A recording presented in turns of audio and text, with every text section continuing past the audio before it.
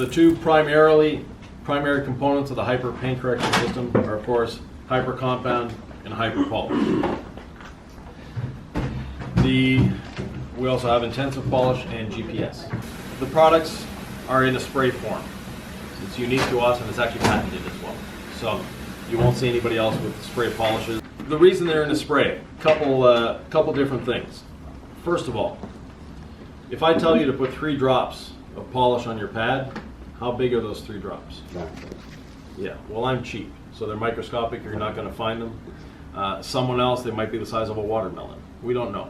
And those 3 drops eventually turn out being a circle, or maybe an X, or a triangle, or a line across the hood that you pick up because someone showed you that trick. So you end up using way too much product. So efficiency, the hyper compound. The spray. The other reason for the spray, it doesn't matter who is pulling the trigger. It's the same amount that comes out every time. Always. So that leads itself to more efficient, more consistent, always using the same thing. Next, coverage. When you're spraying, when you're putting those 3 drops or the X or the circle on your pad, you're just having the polish there. With the spray, you're getting coverage on the pad. The drops are very small, reducing sling. It's not slinging everywhere. When you're those 3 drops, when you first turn the polisher on, if you're turning it on too fast, they're flying off. So that's some of the reasons behind the spray. It actually started in the Corvette plant in Bowling Green, Kentucky. They were having issues with their polishing system. Dr. Gadusi went there, analyzed it, said it's because your pads are dry. That's why you're getting the marring that you're getting, because you only have polish there, there, and there. The rest of the pad is dry. Let's cover the pad in polish and see what happens. This is what happens. So the polishes themselves, most aggressive is hyper compound. It is not a finishing polish. We get the question a lot, yeah, but it doesn't finish down nice. It's a compound. It's not supposed to finish down. It's supposed to cut, and that's what it does. So don't expect a really shiny surface that you can put wax on with a compound. It's not the goal here. Next, we have intensive polish, which is a midway point between compound and hyper polish. For a production shop, this is your best friend. It allows you to do that one step. It has a lot of cut, but finishes down nicely. So the person that wants a compound that finishes, that's what we have. Hyper polish. People that don't use anything else in the Optimum line, they'll still use hyper polish. Great finishing polish, still has cut, so it's going to remove defects. Depending on what pad you're using, you can go from an extremely fine finishing polish to almost a compound-like cut, depending on the pad you're using. Then we have GPS, glaze, polish, and seal. The term glaze is wrong. It should be gloss, polish, and seal, because it does not fill. There is no glaze aspect to it at all. And we'll show you that later in a demonstration. We'll wet sand, correct the wet sanding with this, and then wipe it off with a solvent, and you'll see that there was no filling whatsoever. So those are the liquids. One little trick, get some stainless steel nuts, put a couple in. That way when you're mixing it up, it's going to get the abrasives out of the bottom, because the abrasives do settle. It's a thinner liquid, it's not a cream, so the abrasives do settle out a little bit. The cutting pad is the Hyper Wool Foam pad. It's a pad I designed specifically for cutting with a dual action machine. As I said before, I'm a rotary guy. To me, give me a nice thick wool pad on a rotary, that is my tool for cutting. This pad makes me angry once in a while because it on a DA will cut faster than the wool pad on the rotary on some paints. Always do a test spot. It's a little different than most. Very thin wool and a foam interface. Allows you to follow the contours a little better cooling. One of the things we don't want when we're compounding, when we're cutting, when we're polishing is heat. Heat is your enemy. Back in the 60s and the 70s, we wanted heat.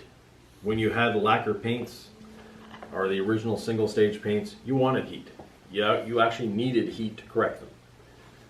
with the modern single or base coat clear coat paints, you do not want heat.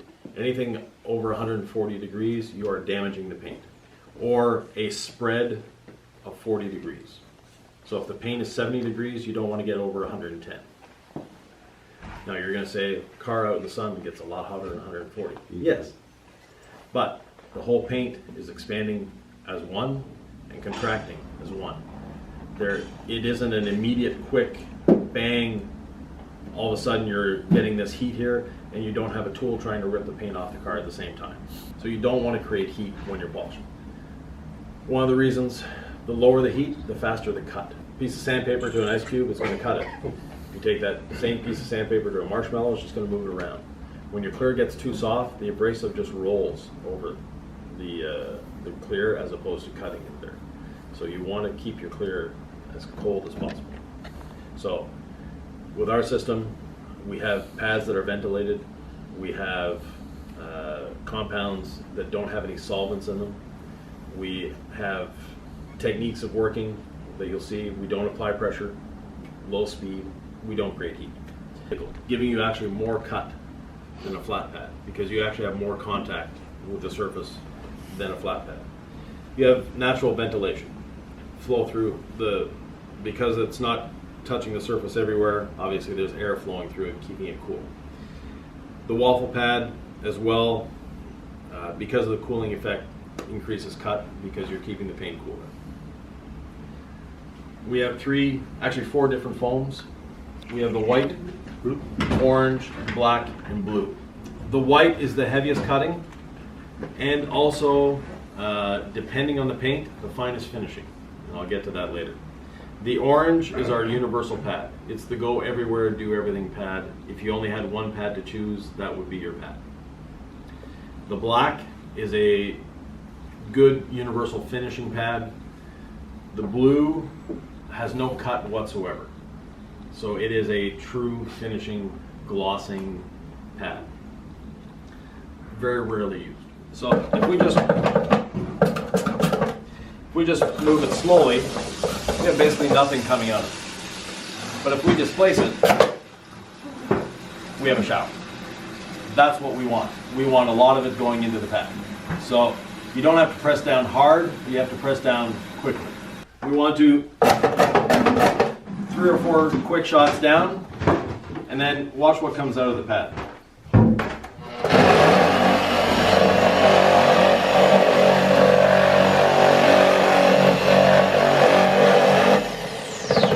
So, not a lot of pressure, just make sure that you're up against the grain thing.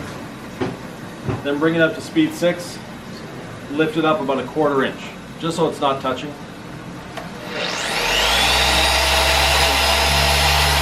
And spin out the excess liquid. You'll see it starts vibrating, and then all of a sudden it goes free spinning. Once it starts free spinning, stop. Now we have a clean pad ready to polish. Or ready to cut in this case. Hyper compound. I like to spray it on while the pad is still turning a little bit. That way I get, there we go. Once the thing is primed, only one spray is needed. So it doesn't look like I have a lot of compound on there, but I have more than enough.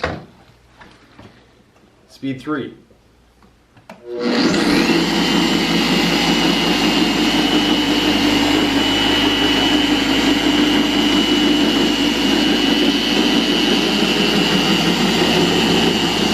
You'll see I'm using a lot of pressure.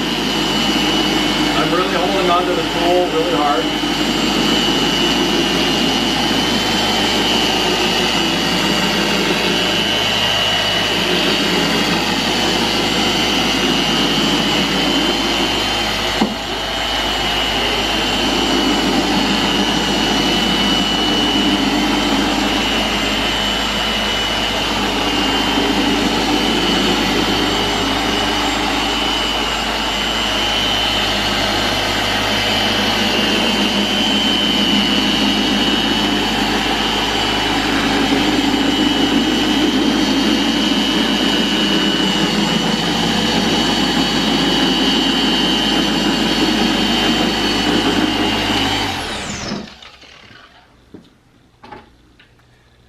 generally do not wipe off the compound residue unless you're doing your test spot. Once you know where you're going, you don't need to wipe it off again. But if you're wiping off any compound or polish residue, what do we use to wipe it off? ONR. Thank you. Good. Drop the ball, man. Drop the ball. What do you mean we don't wipe it? What do? You Just keep going. Yeah, between polish and compound, you don't need to wipe it off. So, as I said, the compound does not leave the surface shiny, but we removed a lot of the oxidation off of here. So, hyper polish, same thing.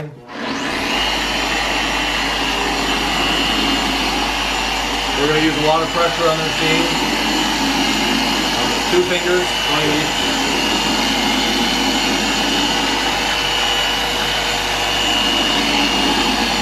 Light mist of car wax.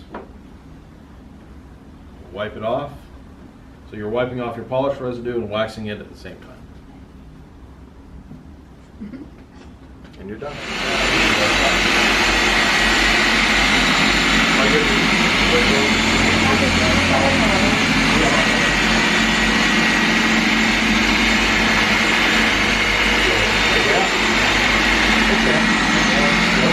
I'm definitely buying one of these. This is a Flex Rotary. So this is the PE 14-2 or D71 711. But I just like how this feels for finishing. Finishing on speed 1 with the finishing polish on the silver. Sometimes you got a first time. So this one is a prototype, but the same idea with the new pads we're coming out with. So it's a wool pad bonded to a foam interface. Yeah. Gives a lot more cut and keeps the pad cooler and a lot smoother as well. Alright, so what speed are you on? Speed 1. The only speed you can use is foam. So the foam interface allows you to go over sections like this and get cut everywhere without exerting any pressure on the machine.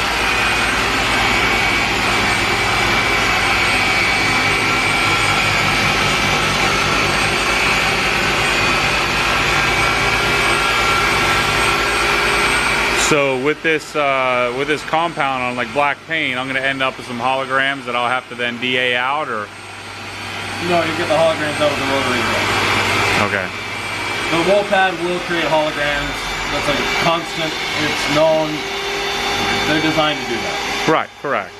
It's not a finishing pad in any way. And so then you would foam finish, or rotary finish as well. Yeah. If you had the choice. With the pad you were using earlier? Yeah, if I have a choice, I'll use it. DA is a great tool. A lot of paints, it actually reacts better with the DA. But, yeah, so, for myself, I prefer it. It's just a smoother tool. And people are afraid that a wool pad creates heat. Thermal imaging camera.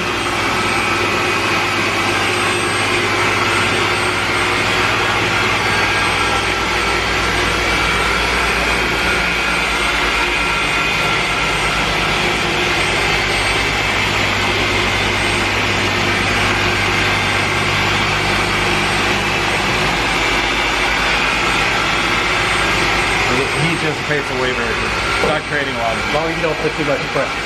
Pardon me? As long as you don't put too much pressure, it goes too fast. You want to hold that now? So, you put pressure on it though.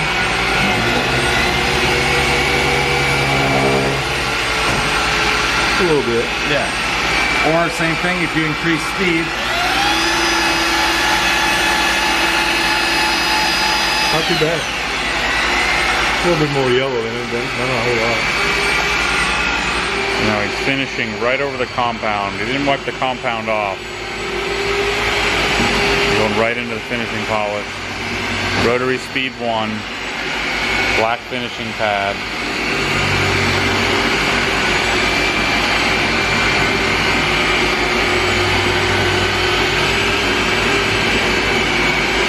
%50 overlap. No pressure on the machine at all. 3 passes.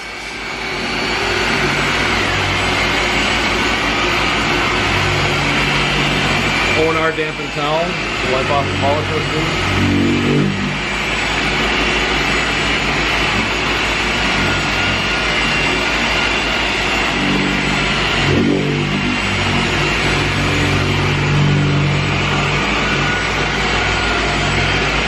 Yeah, it looks a whole lot better. Much more cut with that wolf hat. Yeah.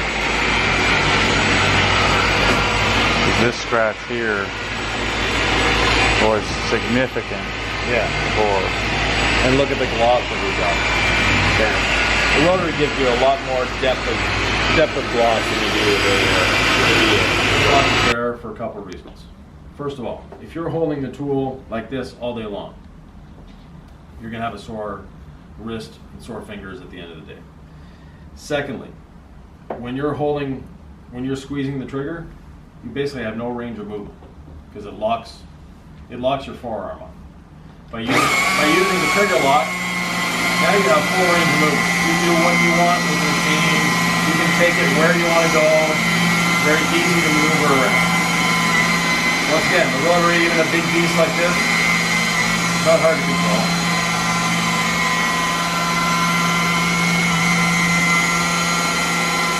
Has anybody ever used a floor polisher? You know, the janitor? Yeah. Used to ride them in the military. Yeah. So, the floor polishers, this works in the same basic principle. It's going in a circle. So, you lean it forward, you're going to go that way. You lean it backward, it goes this way. If you want it to stay stable, you keep it flat. That's why the janitor that's been there for 30 years, he's got one hand, he's moving it exactly where he wants to go. He's got the cell phone in the other hand, no big deal. The new guy is holding on with 2 hands, the machine's moving him around because he's holding on too tight. He's actually working the machine too hard. He's not letting the machine do the job. Let the machine do the work for you. You're just there to guide. Doesn't take much to guide these around. And even over edges, in the automotive world, or in the body shop world, the person doing wet sanding is the last one in the door. It's the next step up from sweeping the floors, as far as skill level goes. So in the detailing world, people are afraid of it. It's some magical skill. When you get to the level of Jason Kilmer, yes. Jason has put a lot of time into it. If you need sanding blocks, Jason has these beautiful little sanding blocks. They're spectacular. Jason's a great guy.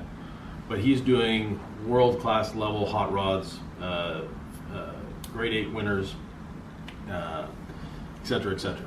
So, you know, he's wet sanding frames and very intricate things. But when you're just wet sanding the hood of a car, totally a different world.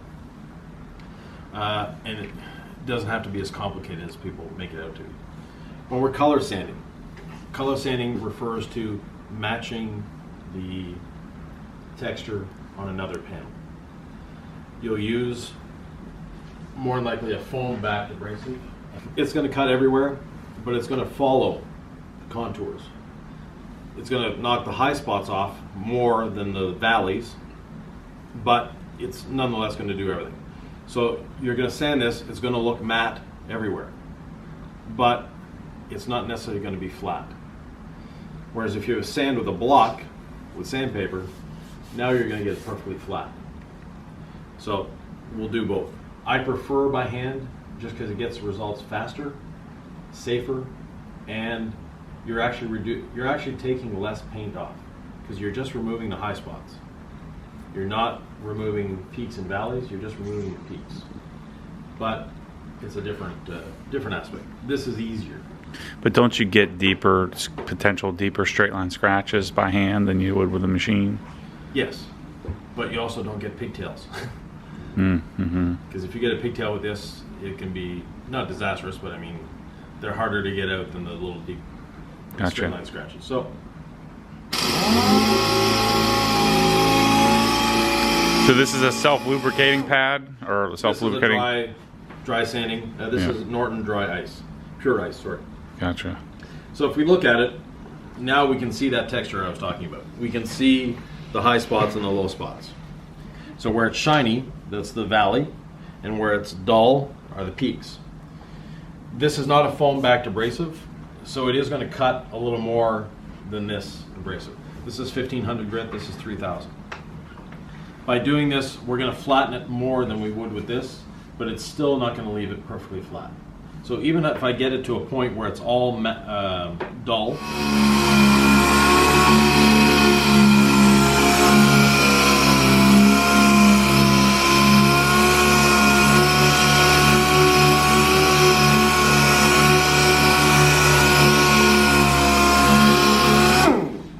Are you through the clear at this point? no, not even close. Okay.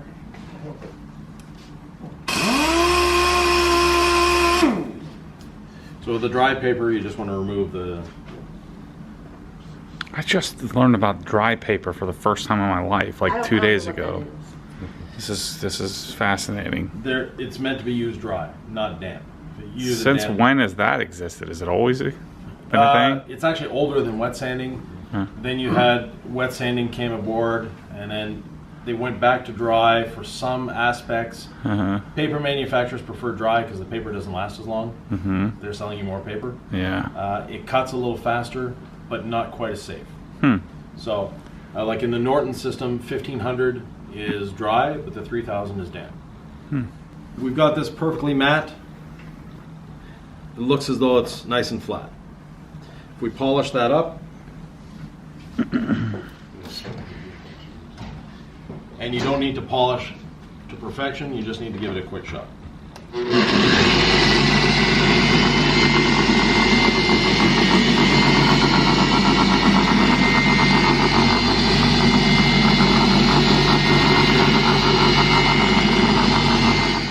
So I used our mildest polish, which is GPS, on 1500 grit dry sanding. So, It's getting real old school on me now. Set it on fire and show you. It's got freaking lacquers in here. Pro demonstration. so just to show you that GPS is named wrong, that it's not glaze polish and seal, it's gloss polish and seal. There, wiping it with naphtha. Did it have any filling? No. Now, this looks beautifully flat because we sanded it with the 1500 grit and we had it was matte everywhere, right? So now we'll do it with a block.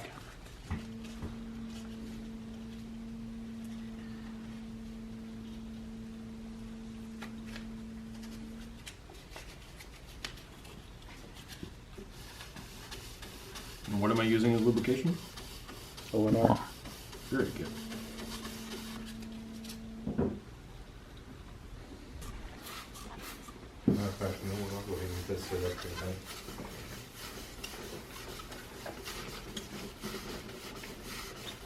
Are you putting any force there or no? No.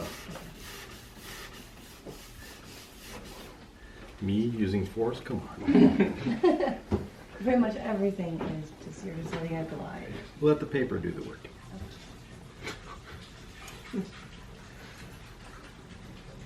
So now we have a flat surface because we used a block.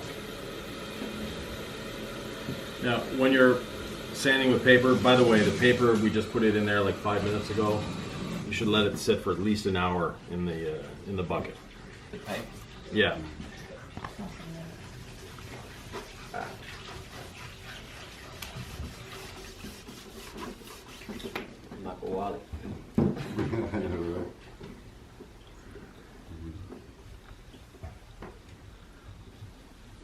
So we can see those peaks and valleys that we were mentioning before. So when you're sanding with paper like this, you want to get it so you just have a few of the little valleys left. When you just have a few of the little valleys left, you haven't actually removed any paint thickness. All you removed is the peaks. So your overall paint thickness remains the same. You've just removed the tops. So we haven't, by doing it this way, we haven't removed any actual paint thickness. Now if we want to sand, once we get it to this point, which is relatively close, then we can go with the 3000 grit on the DA. So what's your opinion of like denim or Surbuff or something like that versus sanding? And sanding is faster. The denim pads work. I mean, isn't the entire concept of those is heat, right? I mean, it causes a lot of heat. Yeah. And to do a car with denim pads, you'll need 3 or 4 pads to do the whole car. They don't last very long. Mm-hmm. It's just faster to do it with sandpaper, and you actually get a better job. Mm-hmm. So, but the denim pads, and they don't really work well on a DA. They're a rotary pad.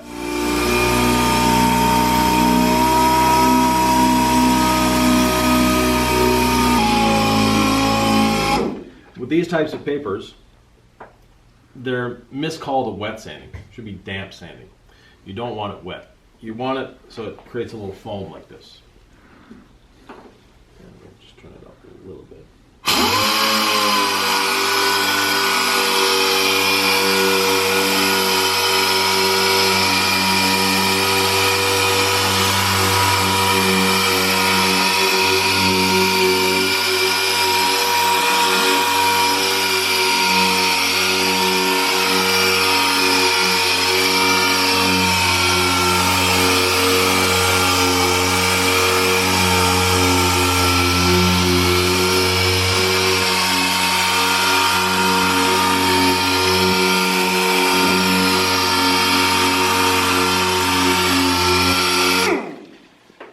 Now, even though the compound will easily remove 1,000 grit sanding marks, it's best to go to 3,000 grit when you're sanding.